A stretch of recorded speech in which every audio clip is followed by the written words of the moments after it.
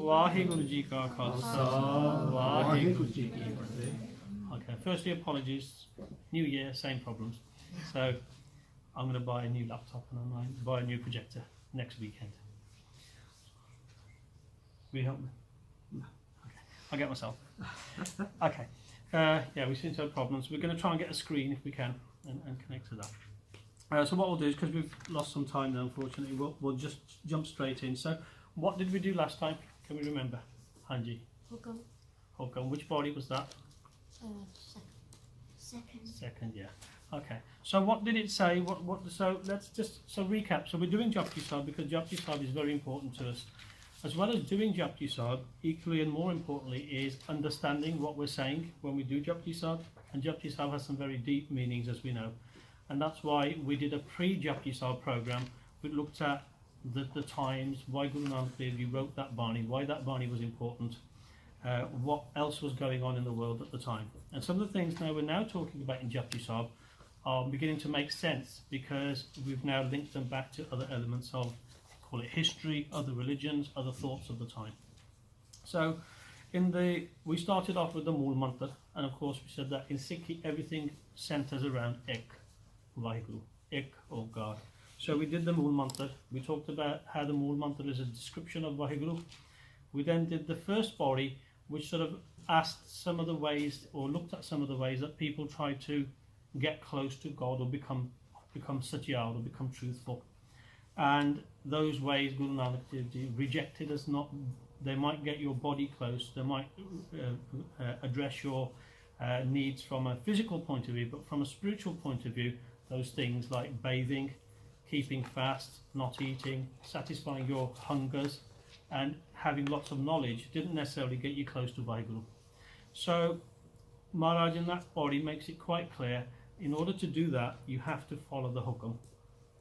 And it was hukam rajai chalana nanak likhya na. That the hukam, the will or the command of God, or how God makes the whole system work, is within his hukam. He is the hukami, he is the commander. And everybody else must follow that hukam. Now we did say it was a bit like a fish in the ocean, that you're in the ocean, that's the hukam. We're in this life, we're born, we can't choose who our parents are, we can't choose who our family is, we can't choose what colour eyes we have, we can't choose where we were born, what happened to us. But in between that we have some element of free will. But Maharaj says where you do have free will, exercise that free will in accordance to how Vaheguru wants us to use that free will. So do good things rather than bad things. So what we talked about was hukam, and we said that everybody is bound by that same hukam, that there isn't an option to opt out of hukam.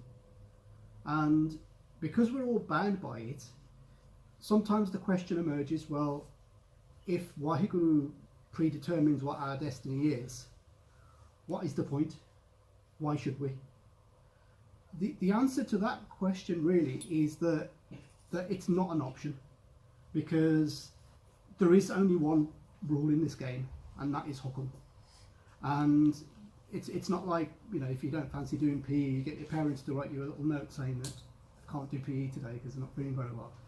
Hukam doesn't work like that, because every being, animate or inanimate, is bound by that same hukam.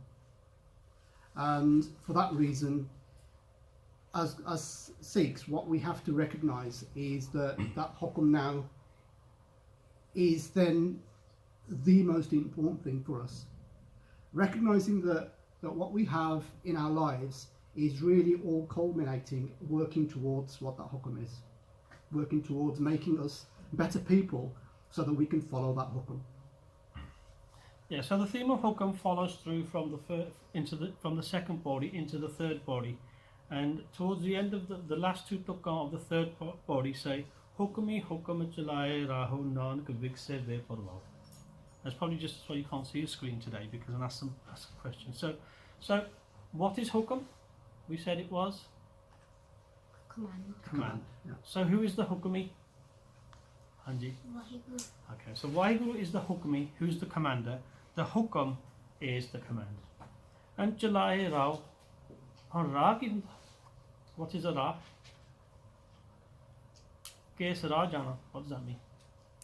Hanji. Does it mean keep? Not keep, yeah. Hanji. Sorry? Road. Road. Route. Route, yeah. Good. Route. Route is good, yeah. Route, path, The way. yeah. So, the hukmi, through his hukam, says this is the path. As we said, we have no option. So we're in this world. So what we do in this world, then we have some element of flexibility. But the hukam is absolute in that we're in this world, and the only way to get out of it is to follow the hukam. So, Jalai means we say Gaddi Jalai Diya. So we drive the path, or Vaheguru, the hukmi, drives the path. So the path is that we're in this world.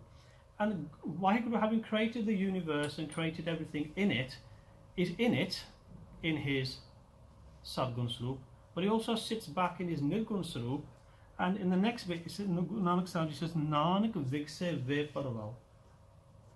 Now, what does Ve Parval mean? If you described a person as being Veparwa, what could you describe that person as being? Right? So, what Parval means? Menuni Parwa. Yes, thank you. Care. Care, very good. Veparwa is somebody who's carefree. Parwa means to have a care. So I see you giggling because your parents probably say, "Tusi ta parwa nahi karte." Yeah, that you don't listen, you're carefree, you don't seem to care about what we tell you, you don't do this and you don't do that. So it's a bit like that. But Vaheguru is Veparwa, not from the point that he doesn't care, but he doesn't need to worry about everything because everything is in his hukam. So if something's happening anywhere in the universe, he's already set that out, that with one word, with one sound, the whole universe will be created. That was his hukam. He then sits back. It's a bit like when you see children making a game from Lego, or making a railway track, or a railway game, or a stray electric game, and they build it all together, and they sit back and they look back at it and goes, I've done well there.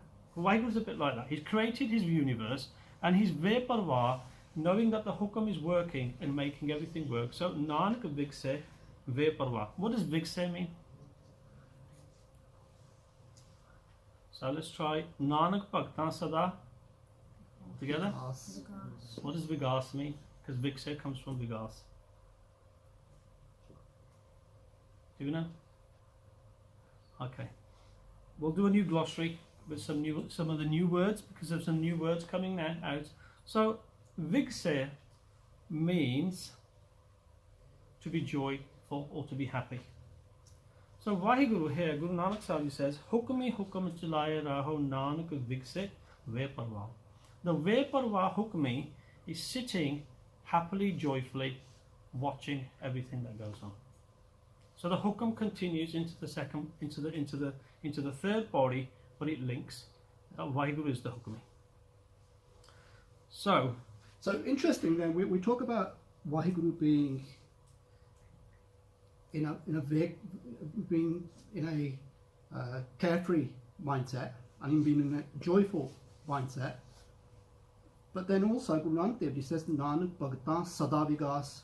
So that same Vigas that Vaheguru is in, Guru Nanak says that his bhagats, his worshippers, are in that same state. And today what we will talk about later on is how some of the virtues, the virtues that Vaheguru has, becomes our virtues. When we follow Vaheguru, we become like Vaheguru. So when we say Vaheguru is compassionate, the indication then is that we have to become compassionate. Yeah, so Vaheguru is Vikse, is joyful. Vaheguru's bhagats who follow that same Vaheguru are then become joyful as well. So that's something that we'll talk about a little bit later on today. But just remember that thought, that Vaheguru's virtues aren't just Vaheguru's virtues, just for us to observe. They're virtues that we should try to become close to as well. okay, so hukam can be a difficult concept to understand, because I think last time Jaspreet didn't come to this, and then I rang her on the phone later in the end. We were on the phone for about an hour arguing about what hukam was. Well, not arguing, debating. Because I was of the view that you have some free will. She was saying that no, everything's... And so we will never get to a point where people will absolutely decide what hukam is. Everybody will have a viewpoint. But other than to say that Vaheguru is the hukami, The human is not the Karta, Vaheguru is the Karta. Therefore, the Hukam of Vaheguru is absolute. So, whichever way we go, we need to follow whatever instruction Vaheguru gives us. So, in order to understand Vaheguru, if Vaheguru has a Hukam, and we need to understand the Hukam, because what was the talk was, yeah, that we have to understand. Nanak Hukam hai je bujh hai, ta homme kehna koi. So we said last time that man or mankind is prone to homme, I am, because he forgets that Vaheguru is the Karta and starts to believe that I am the Karta. So the free will bit goes a bit too far, where people say there is no God, I can do what I want to do, and there's no consequence. But Vaheguru and Guru Nanak Dev Ji says there is a consequence of all your actions. Yeah, karmi apo apani ke nere ke dur. Some get close to Vaheguru, some go far. Now, some of our where we start in life, where we are, and everything we have, and our spiritual journey at the start of our life is sometimes dictated by what's happened in our previous lives. Yeah. So, Yeah. So somebody once explained that concept, a bit like you start back where you left off. So somebody described it as like painting your house. So you start painting a room, and you paint 2 walls, and you make a start on that 3rd wall in your house, in your room.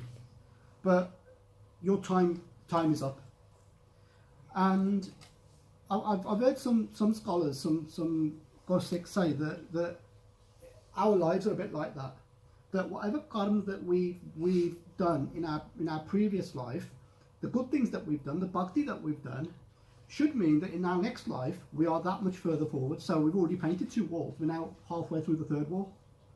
So that's why some people say, oh yeah, sadhe karma in this lifetime to become mocked with Vaheguru.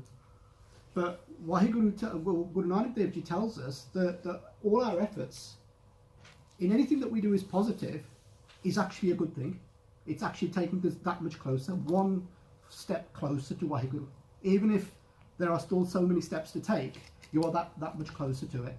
So that's the reason why we're talking about how the sort of closeness or the distance is important, and also our starting point isn't always the same. That you might say, well, why is so and so got so much spiritual awareness in a young age? Well, you don't know what their previous life was about. They painted their 2 walls, they're onto their 3rd, and you might just have started your 1st wall. So that's the reason. So yeah. okay, yeah. So everybody then, so remember we said that Japji Sahib was part of a conversation between the Siddhs and Guru Nanak Sahib Ji. So the Siddhs are saying to Guru Nanak Sahib Ji, okay, we understand that we have to accept the Hukam of Vaheguru. But who is Vaheguru? How do we attain Vaheguru? So in this 3rd Pauri, and Guru Nanak Sahib explained that if you think you're going to understand Vaheguru, or put Vaheguru in a box and say, I fully comprehend what Vaheguru is, therefore I've done it, you're not going to achieve anything. With Vaheguru, all you can do is sing Vaheguru's virtues, and we'll come on to that. But if we said that you wanted to get the whole of the sun into your house, could you do that? Can anybody get the whole sun into their house? Why not?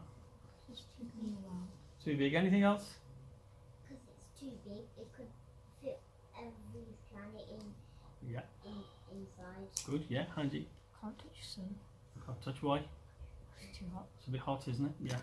Okay. So Vaheguru is a bit like in that example. If we said that we want to comprehend Vaheguru fully, we're not going to, because it's like trying to get the sun into our house. So what do we do to get some of the sun in our house? What do we do? Hanji. Go Prahlad Singh. I'll ask Prahlad Singh. We comprehend a bit about him. Good call. We comprehend a little bit. I like Charlie and the Chocolate Factory. It's not in there, is it? You're reading Charlie and the Chocolate Factory last. Yeah, okay. Okay. Good. You comprehend a little bit of Vaheguru. And the way you comprehend a little bit of Vaheguru is like saying, well, if it was a summer's day today and it might be hot, we can't get all of the sun in through the window. We'll let a little bit of the sun in. We might even put some awnings on to stop the sun being too bright, or we might have some blinds to let a little bit of, but we get a little bit of the benefit of the sun. In this country, it's awful because we get to winter and we lack sun. And scientists have said there's even a deficiency order where we don't get enough light in our life. Okay, so that's one. So another example is, can you get the whole of the ocean in your house? Why?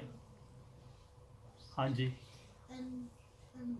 You might not be able to read because the water might go into your lungs. Yeah, that's one thing. Yeah, but even once again, the same answer as before. The ocean is too big. Yeah. So if we wanted in our garden, so let's call the garden part of our house. If we wanted some rain in our house, what happens? We let some water into our gardens by letting it rain. Well, we don't have a choice in that, or we use a hose pipe. So we get some water. So the example here is that we can try and understand God in small bits. And even small bits will do a lot, because the idea isn't, and there are people who have tried to understand all of God and failed, and we'll talk about those people as well. Okay, so Vaheguru is too big to comprehend. So we take a small part of Vaheguru, and in our minds, in our house, in our house, the form of our mind as our house in our example, we do that. Now, when we look at when we try to understand the third body, how does the third body start?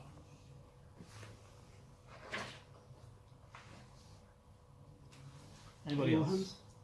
Different hands? Hands, what? Hanji. No, we can go after that one. Go on then. You just. Okay. Gave ko tan. Then we stop. We'll just stop there. Gave ko tan. Now, Guru Nanak Dev Ji in this body describes the different ways where people try to take different concepts of God to understand God. So the first one is Gave ko tan. Hun tan ki hunda? Apart from you. Dan is a fairly recurring concept in Johnson? Bali. Tan. Then Arjun? No. Jaspreet? Okay. Metan Divan. Have you ever heard that? Dan is very good. So it's good to try and understand Japji Sahib. Because you do Japji Sahib, when we get to a word, apart from Jujal Singh who's going to tell us, what does Dan mean? Strength. How do you know? I did basics of Sikhi third and fourth border before.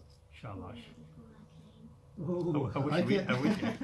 Did anybody else do basics of Sikhi 3 and 4 before we came?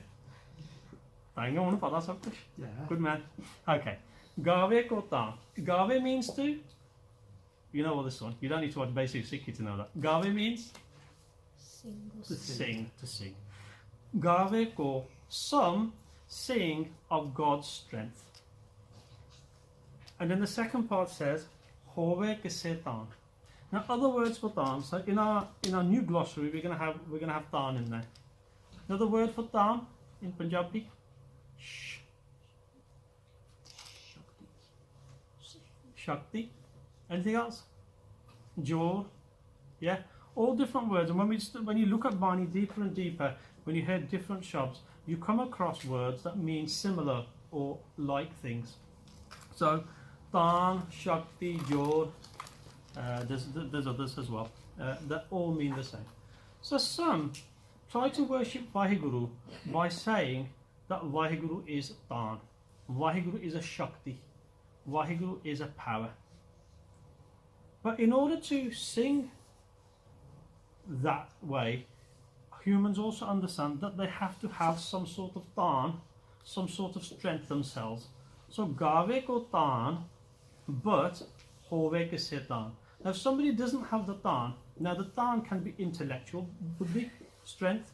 It could be the ability to be able to do Simran, or the ability to do Bart, or to do Kirtan. So some people may not have a particular skill set in order to do that. So we might call that a Tan. So, that's why Vaheguru. So some people see Vaheguru as a Tan, as a Jor. Now this was one school of thought. Now, your turn to think again. What sort of things can we say is Vaheguru as daan? What's an example of Waheguru's Daan? Hanji? Is magic Yeah. What sort of magic? Hanji? all of creation? All of creation. Yeah. If Oh, yeah, so the creation itself, but then the sustenance of that creation.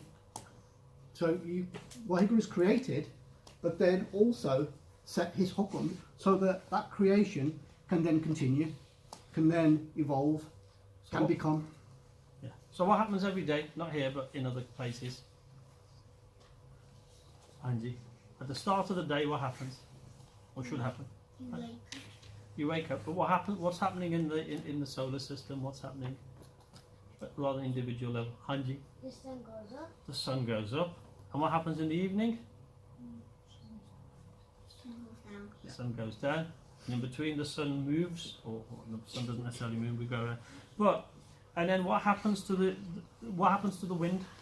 Is the wind at dawn? Yes. Yeah. So the flowing of the wind, the growing of the forest and the vegetations, people being born and people being dying, is all daan, all Vaheguru's daan. So some people sing Vaheguru's praises by saying Gave ko daan, but if they have daan, hove ke se daan. So they see Vaheguru as daan. So we've just given the description there of daan. But the different ways of describing Vaheguru, the other bit that Guru Maharaj says before this is about the different ways of worshipping Vaheguru is something called katha. So what are we doing now? Well, it's not proper katha, but what are we doing now? Oh look, it only took 20 minutes. That was Vaheguru's daan. Okay, Hanji. Doing the meaning of Japji Sahib. Meaning of Japsa. So, and what do we call that? Sometimes, you know, when you have somebody on television and they're talking about Bart and it's at the Gurdwara, what do they call that? Vichar. Which are something else with Gatha. Yeah? So Gatha. With Gatha, we said in Japji Sahib, just before that last two talks, the penultimate is Kathana Kathina Ave Tot Kat Kat Kathi Koti Kot Kot. Now, some people, when they try to describe God, think that they will do it. But there's been Katha of Vaheguru going on for hundreds and thousands of years, and different people try to preach about a God in different ways. But they have not been able to do it. Because what happens is, there's no thought, there's no stop, there's no end to Vaheguru. And that's what the that's what the Katana Katina Ave thought means, that the Kathani of Vaheguru cannot end. Yeah? Kat Kat Kati Koti Kot Kot. The more Katha we do, the many millions more areas that we haven't discovered and haven't done. So whilst one area is Vaheguru is a daan, that Vaheguru is a Shakti, Vaheguru is a power, and we sing Vaheguru's praises by saying, you are a daan, that we recognize in your nature, your daan, your strength. So we take one daan. So, what's the next bit? Let's put the slides on now, we got them. Yeah, so what, a bit like we did when we done previous Dukka, to understand the Pauri that we're talking about, the Garlic or Daan body, it's important for us to talk about Gatana Gatina Avid thought. That this then is an ajor, if you like, is the understanding, if you like, that people have got various different ways of describing Vaheguru, and people have been doing it for a very, very long time. But in the end, it's a recognition that we as mortals will end, but Vaheguru's Katha, Vaheguru's description, Vaheguru's praises will continue forever. So that's why it's important for us to start with that point, that doc is the jord, is the meaning, if you like, of what the previous lines talk about when we talk about Karmik Ustan and the lines that follow. Okay, so Katha or Kathani means to preach or describe, yeah? Yeah. So, right. Contemplate as well. So if you remember, Guru Arjan Dev Ji gives Katha huge significance. Does anybody know in Sukhmani Sahib where Guru Arjan Dev Ji mentions the importance of Katha? Sabte Uttam Har Ki Ki Sabte Uttam Har Ki Katha. So doing Katha of Vaheguru is very high. in fact is the highest thing. So the indication that Guru Maharaj has given us is that we devote our lives on doing Gatha.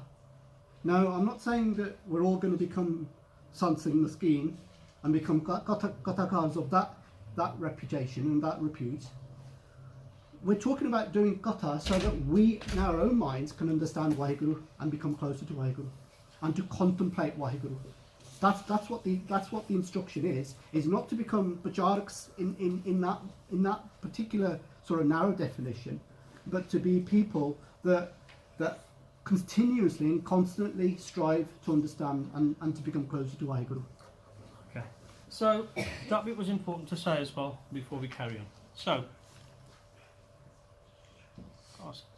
the first viewpoint, sorry boys, what happened was it turned on itself. Let's go that way. Got you out of class for 20 minutes. Okay.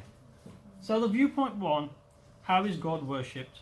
Viewpoint one is God is a Shakti, God is Dhan, God is power. And therefore we say, Gave ko Dhan, Hove ke se Dhan. Now, more than that, when we do Ardas, Guru Gobind Singh Ji also recognizes Vaheguru as a Dhan and a Shakti. And he says, Siri Bhagavati Ji Sahai. Because Siri Bhagavati is a sword, is a power of God. Furthermore, Pratham Bhagavati Samarke, Guru Nanak Lai Dhyay. So we in our understanding also say that Vaheguru is a Dhan, is a Shakti. And in our Khalsa form in particular, and when we, I think last January, when you did Shastra Namala Vichyo, yeah? About how Guru Gobind Singh Ji describes God as various weapons. Also in Japji Sahib, a bit further down, so whenever you see Dhan now, you'll absolutely know that Dhan means power. Keta Dhan. So when describing nature, Guru Nanak Dev Ji says in Japji Sahib, Keta Dhan Swali Haru. What power of creation? Keta Dhan Swali Haru, Keti Daat Jane Kaun Koot. We just don't know about how far God's power goes, how great and how many and varied Vaheguru's gifts are. Yeah? So we go on to say, Kita Pasawe Kokawao, this day hoi Laktariyo. So through one sound, Vaheguru created the creation, and it continues to grow and carry on. So the first point we make here in this body is that the Gatha of Vaheguru cannot be completed. That the Hukmi is still making everything happen, but we can take parts of Vaheguru and sing the praises of Vaheguru in particular ways. So one way is to sing about God's Shakti or God's Dhan. So the second viewpoint is that God is a giver of gifts. So this time, because now you can see the screen, so I'll give you the answer before we start. So Gave ko Daat, what's a Daat? Daat ki hindi? Oh, sorry, I didn't see your hand. Gifts. Yeah. What's one of the names we give to Vaheguru? That sounds like Daat. Hanji? Data. Data, Datar. Yeah. Data, Data. Yeah. Dada, Data. Ek hai. Sabko? Yeah. So we get data. Wherever we hear data, now data in English, when we say data, is when you collect things together. And Vaheguru is just, the word actually derives from data. Yeah, it's actually a Greek word, data is. Data in Greek actually means to give. So the description of data as the giver is no great surprise. Yeah, so we'll talk about language because I think that's appropriate later, isn't it? Yeah. So tu data, tera ditta, kavana. So kavana and data sometimes concern. So data, some people now say they recognize and worship God as being a data. So some people recognize Vaheguru as a Shakti, as a Dhan. Some recognize Vaheguru as a Dhat or a Data. And its second part says Jane Nisan. What's Nishan or Nisan? If I give you a Nishani, what does that mean? If I say you were going away, leaving this country to go away for about 10 years, but because you're great friends with me. Don't even go that far. Okay. But go when you start driving cars, what do you follow? What sort of things do you see, Angie? And signs. Signs. Okay. So signs are indications that tell you something. Yeah. So Gave ko Dhat Jane Nisan. Now we have lovely houses, do we not, sir? All of you? Nice? Sonia Gadiya? Nice clothes? Yeah? We get to do fun things. We have lots. What else has God given us? Hanji? Paul? Tell me everything that Vaheguru has given you. Hanji? Eyes. Eyes? Paul? Yeah. Fair? Paul? I've done it. In other words. Done. Everything we have that we haven't bought from a shop is Vaheguru's Dhat. And Vaheguru gives us data all the time. Yeah? He keeps giving. And he's not just giving like now at this moment. He's been doing it Juga Jugantar. For ages and ages, and from when the creation has started, Vaheguru has been giving Dhat. So people in their everyday lives say, we should thank Vaheguru because we have this. And there's equally some people who have totally forgotten this, and they remember the Dhat and forget the Data. So people come obsessed with their wealth, with their cars, with their homes, with their clothes, Yeah. with their branded goods, and they forget Vaheguru, who is the Data. So if you read this doc as a single doc, the understanding that we get is that the instruction that we are given here is that we remember the data by remembering and seeing the things around us, looking at the signs around us, the signs that we've said, that all the things that we've got. So some people recognize Vaheguru through the gifts, and those gifts are around us. Those signs that we have are those gifts. Okay.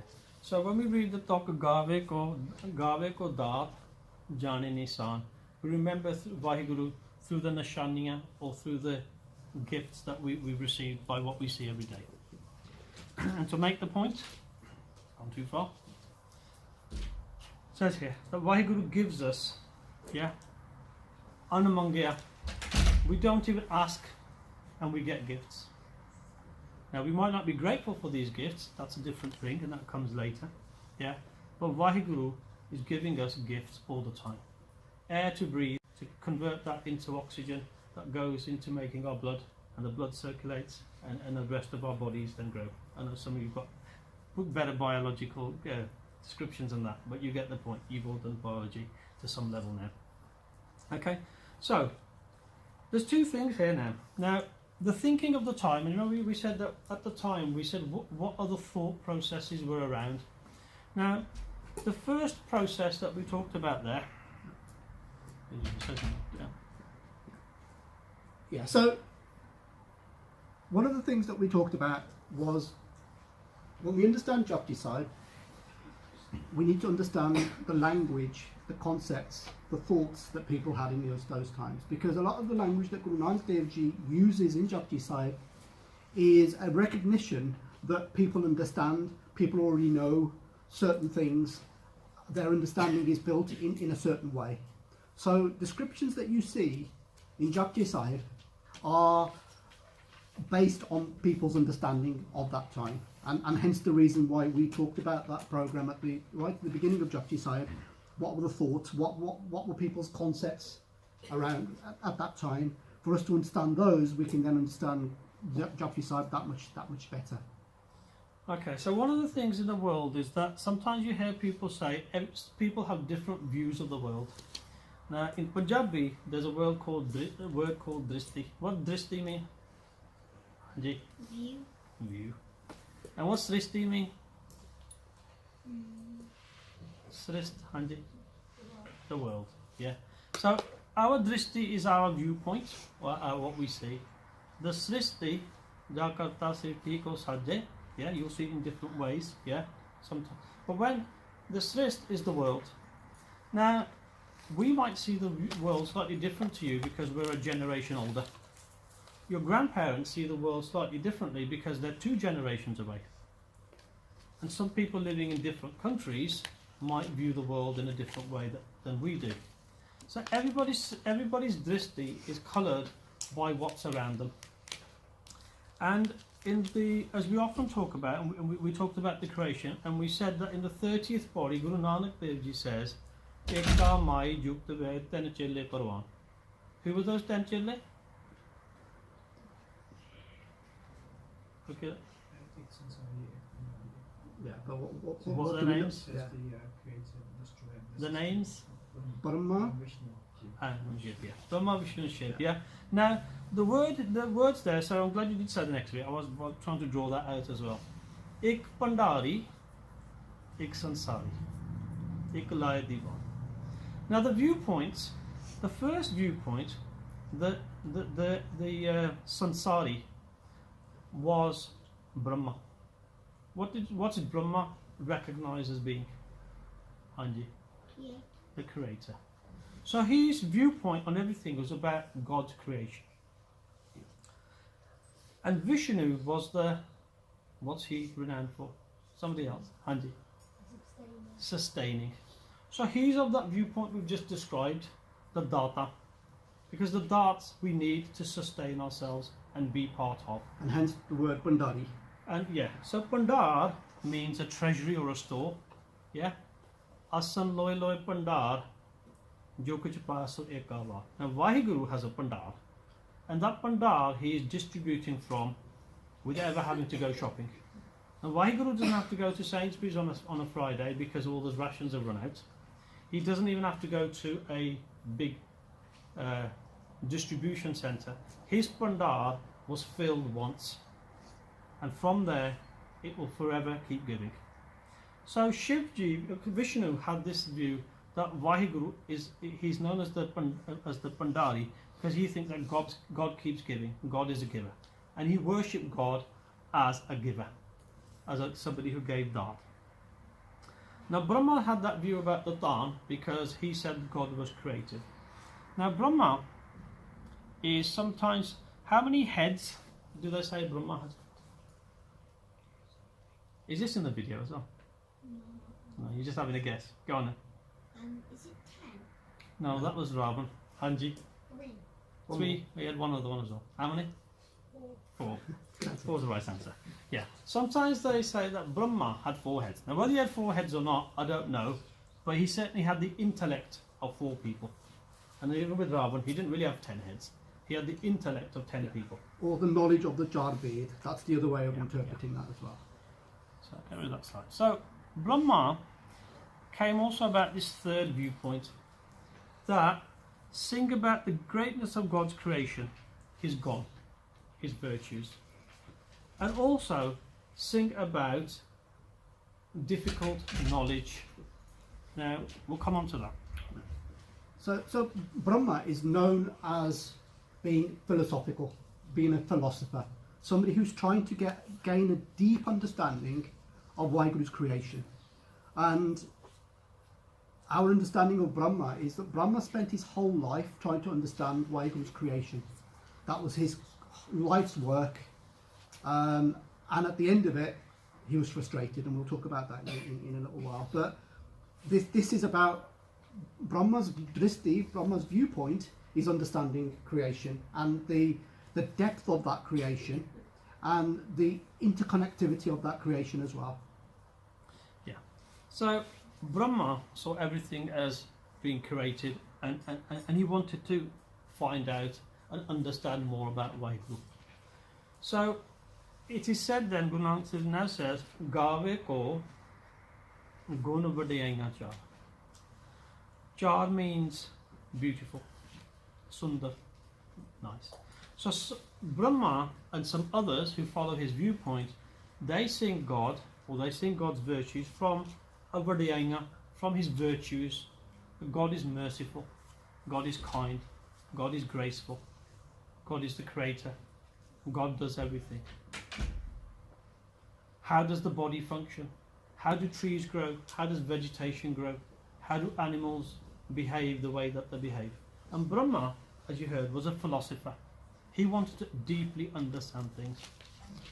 Now, that's why in this body it says, Gave ko gun. Gun means? What does gun mean? Hanji? Gun. No, not that sort of gun. No, something else. Punjabi? Virtues. Virtues. Yeah. Jere gun on this. If I say you have good gun, you have good virtues. Change gun. And here we're talking about Gave ko gun vadayaiyan char. The something of God's great gun, His beautiful, His sundar vadayaiyan. And equally, Brahma also Gave ko vidya vikam vichar. Three vave. Vichar is what did we say that Brahma was? And philosophical. So, and vichar means two. We said this before many times. Vichar, specific. Huh? Grace. So, no. Contemplate. Contemplate, yeah. Vichar means to contemplate. What does a philosopher do? Hanji? Did he sustain? No. Somebody, Hanji Hart, Thinks on matters of the world and predicts thinks about things, yeah. So when somebody's a philosopher, they want to delve deeply into things and the understanding of things, yeah. So Gave ko vidya. What's vidya? You all know what vidya is. Why do you go to school? To get vidya. What's vidya? education. Similar. Knowledge. Knowledge. Vidya is knowledge. Yeah? And Vikam or Bikam. What does Vikam mean or Bikam? Marg Panthana Jano Bikhada means, Bikhada means, just read, The opposite of easy. difficult. Yeah. Anything that is Vikam or Bikam is difficult. Yeah? Bhagtan ki chal narali, chala narali, bhagtahan keri, Bikam marg chalana. The Bhagts walk on a difficult path. Yeah? So Bikam or Vikam means difficult. Now this third viewpoint says that some people remember Vaheguru and sing about Vaheguru by singing his Vidya Vikamachar. And we said Brahma dedicated his whole life, and I don't know how old Brahma was, I've not done the research, I haven't become a philosopher to try and deep, but Brahma is known to have researched the world. So Brahma wanted to know, where did God come from? Where does God reside? How does God's creation work? How did time start? How do crops grow? How do the trees grow? Why do trees lose their leaves in the winter, then grow back? And then how does the whole thing work? He then looked up and he saw the stars and the planets. And he wanted to know, how do the stars and planets do what the stars and planets do? Why is the sun hot? What orbits what? How big is the universe? Which galaxies exist? All the stars, all the comets. Not forgetting how sound works. And he wanted to know how sound worked. And he said there are 7 sounds. And I think on the Bhaja, I think there's 7 main sounds. And then you can mix them more. And then he said there's, how many colours? I forget. How many 9 primary colours are there? primary colours at then. 3, yeah. But how many colours are there altogether? What happens to those primary colours? What can you do with them? Mix. Mix. So, when we say Kat Kati Koti Kot Kot, Brahma was one of these Katha who did Katha of Vaheguru. And he did all of this. The reason why I picked that picture, because in this shop it says, Nal Katamb, together with his family, Katamb, he had their Saath, Vardata. Brahma Palan Srist Gaya. Brahma decided that he would go and try and understand Vaheguru, the universe and the world. How many sons did Brahma have? I think it was 4. 2 of them are Sanaka and Sanatan. And in another shab, Maharaj says, Sanaka Sanatan Anta nahi paya. They could not find the limits of Vaheguru. Brahma takes his family and all his close people and he tries to understand Vaheguru. But Brahma could not find the end or the limit of Vaheguru. Ved pare par Brahma janma gavaya. Brahma exhausted his life. Despite being intellectual, despite being a philosopher, despite doing lots of Khoj and detailed analysis of things, Brahma says, I cannot find God's answer. I think this one's for our Dasan Bani experts. What does that doc say? Dasan Bani experts? George Link. What does that say? Brahma Bisan Antony Bio Ned Mukjar Badaya. And that means? So Oh, your sister's laughing at you. What does that mean? Brahma and Vishnu couldn't know his end. The four-headed god Brahma described him as Niti, not this, not this. So we said that Brahma has 4 heads. Now, those 4 heads, one were he had to have 4 heads just to store all that knowledge that he was gaining. But also, we've said that at the end of Brahma's life, Brahma says, I've only just scratched the surface here. I've devoted my whole life, my whole family, and yet there's more that I don't know that I know. And he likened it a little bit like, he said it's a bit like me going up to the ocean and just taking a spoonful of water out of it. That's what I've got. That's my knowledge. And at the end of it, Brahma is now saying, Net, net. With all his four faces, he's just saying, not like this. None is like Vaheguru. None is like Vaheguru. None is like Vaheguru. None is like Vaheguru. Net, net. Not this, not this.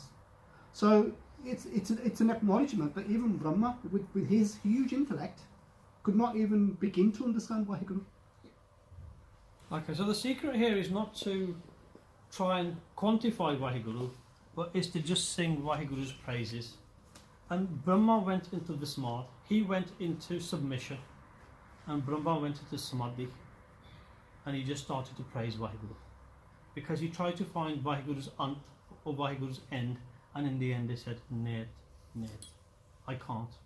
This is not Vaheguru, this not. All I can do is sing Vaheguru's praises.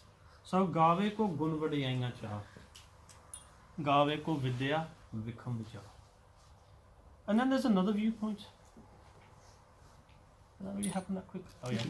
That's right, yeah. Gave ko jiye le fir de. What's G?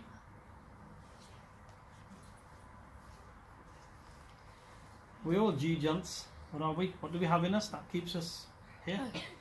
Life. Who gives us that life? Vaheguru. So some Gave ko, somebody who gives G. But what does Vaheguru do after he gives us G? What happens at the end? You die. And how is that described here? Fear. If I say to my dog, I have my phone, and I say give it back. पहले मैं तुम देता फिर मैं ले लिया. It's not yours to keep. It's mine. Okay?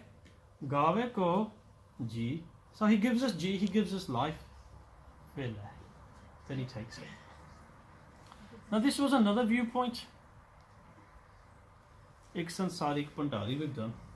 This is the third viewpoint. God creates and destroys.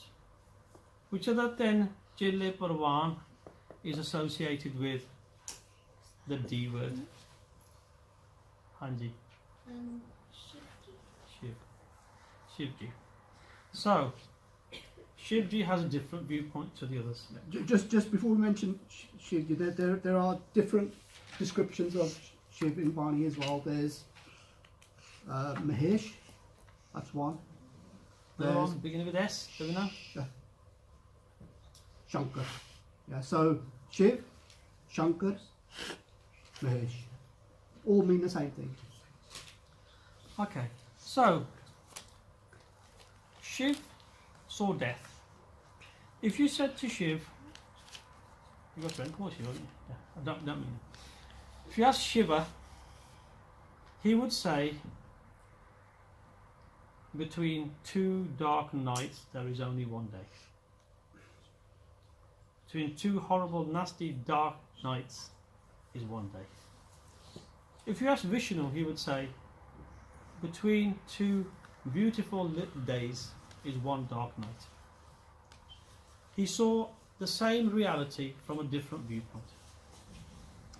Now, when you see pictures, the reason I introduced a picture of Shiv, or Lord Shiv, or Shiva, Mahesh, Shankar, he has some attributes.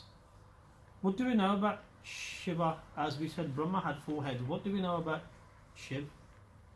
Anji? He needs one head. He did only have the one head. What's he got round his neck? Snake. Snakes? Anything else? Can you see somebody else whose eyesight's good? Here? All together? Skulls. Yeah. Shiv was all about death. So what was one of the, or what is one of the things that people are mortally scared of? Angie? Dying, but also I'm talking about a particular type of animal that we've just described around his neck. Snakes. Yeah.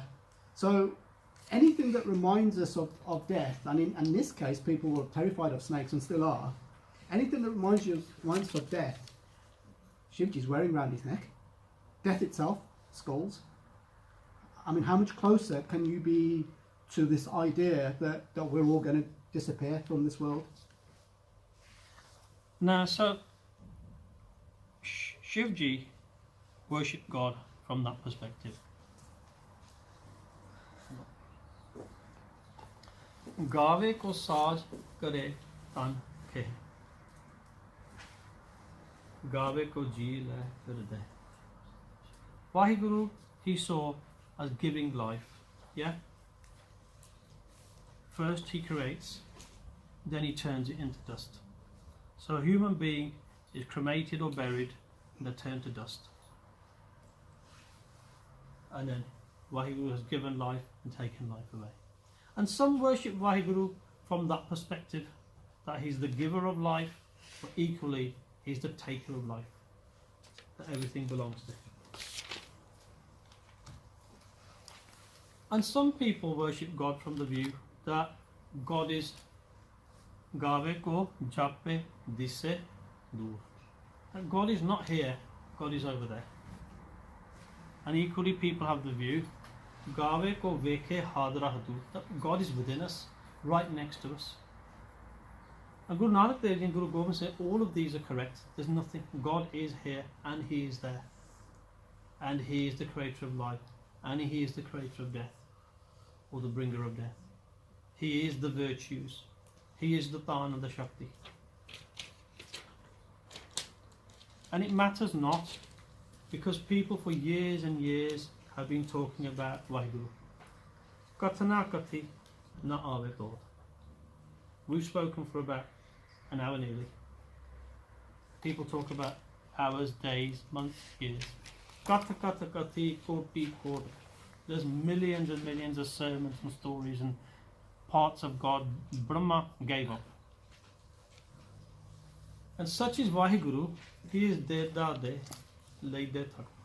People thak jande. That doesn't mean become they weary. They die. Brahma died. Millions of people have been doing katha and kathani of Vaheguru. But guess what? They take Vaheguru's darts. They take Vaheguru's gifts. They try to describe God. But God keeps giving and people keep dying. Juga Jigantar Khai Khai. For throughout the ages, we talk about, I think we did one of the programs, we said how long each of the ages were. Yeah, many hundreds of thousands of years. And during those times, people have been consuming from Vaheguru. God has been giving data, he's been giving gifts.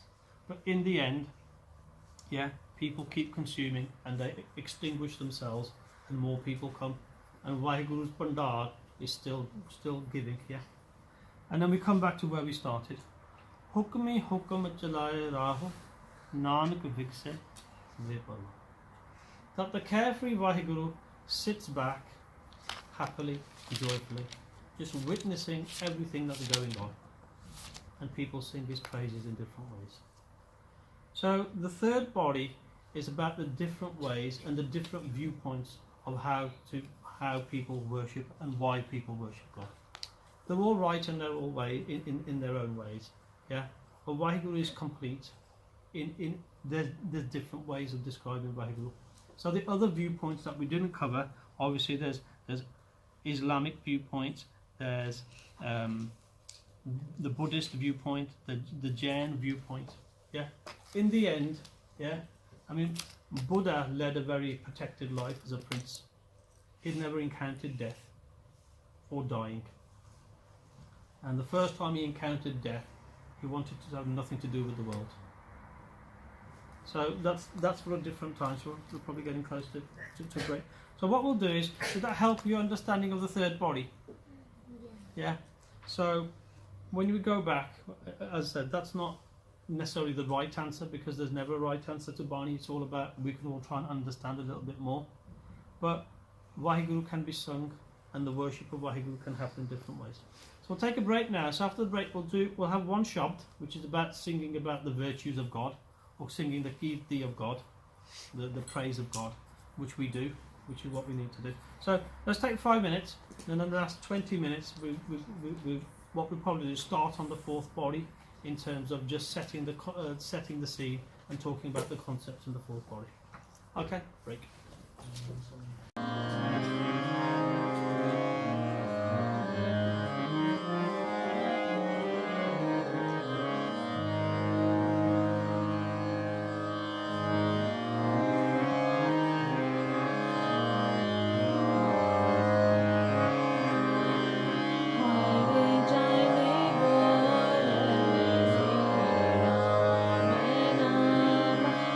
Hare Jai Bole Sri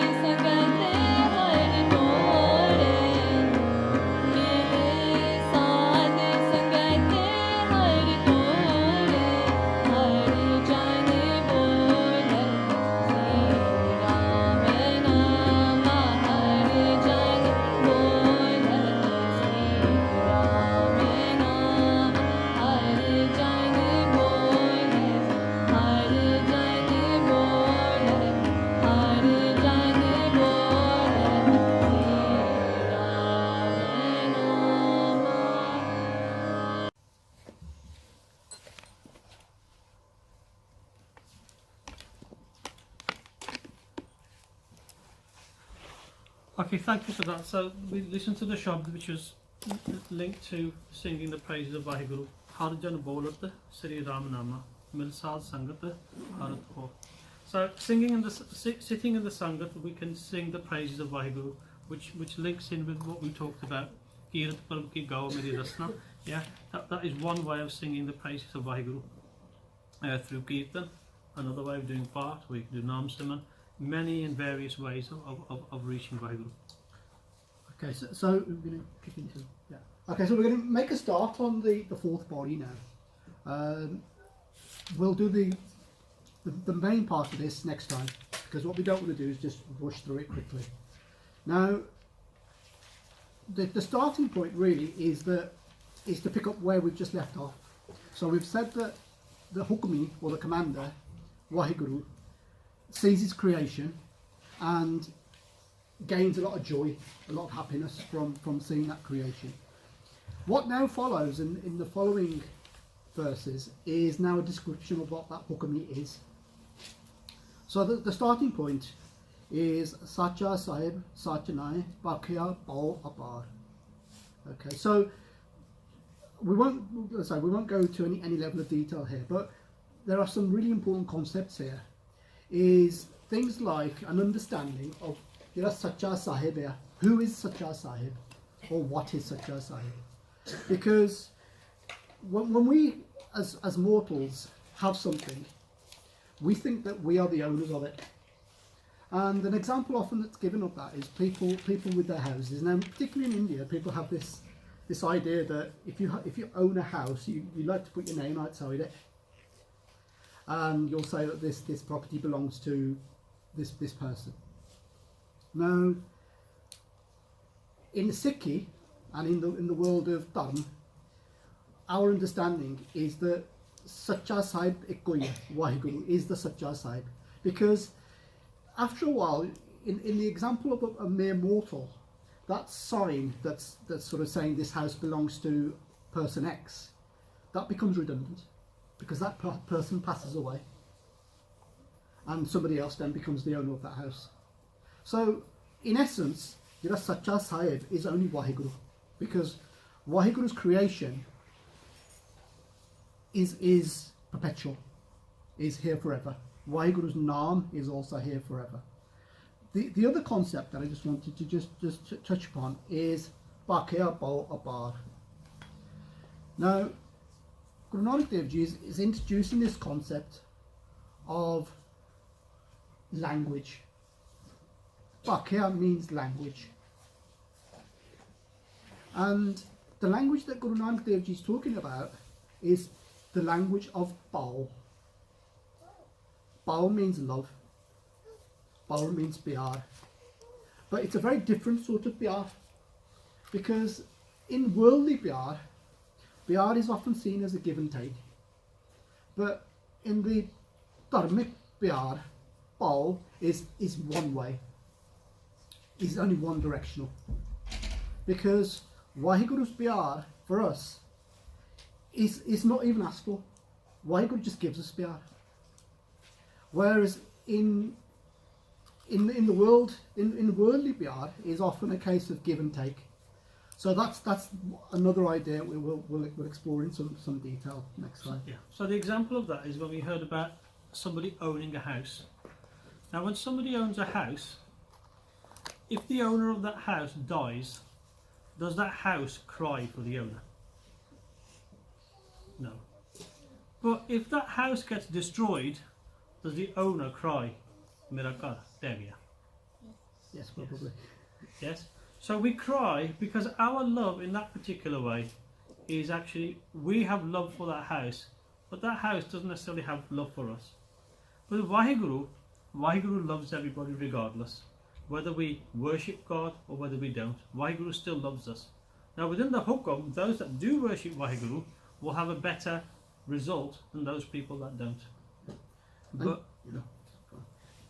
then on the subject of language, now within Judaism, Jews believe that if you don't teach a child any language, the language that they will naturally start speaking is Hebrew. within the Islamic religion, they believe that Allah's language is Arabic. Within Buddhism, they believe that the language of religion, of Dharma, is Pali. So, religious people have their own view of what the language of Waheguru is. Now, Guru Nanak Dev Ji is saying that this idea that people have that Waheguru is limited to one language is wrong. Guru Nanak Dev Ji is talking about Waheguru having a universal language, having a language that that Waheguru understands. Now, Waheguru can understand our language, but we are limited in our understanding of Waheguru, because our limited understanding of Waheguru's love is what limits our ability to then be able to understand Waheguru. So this idea of unconditional love, Guru Nanak Dev Ji gave us numerous examples. Now, when we go downstairs and we share langar, that's unconditional love, that is. Because when we place in front our thal, that thal will be full. That thal will be provided. That, food will be provided for us. That's Guru Nanak Dev Ji's unconditional love. Because Guru Nanak Dev Ji didn't say, that the person that cannot have langar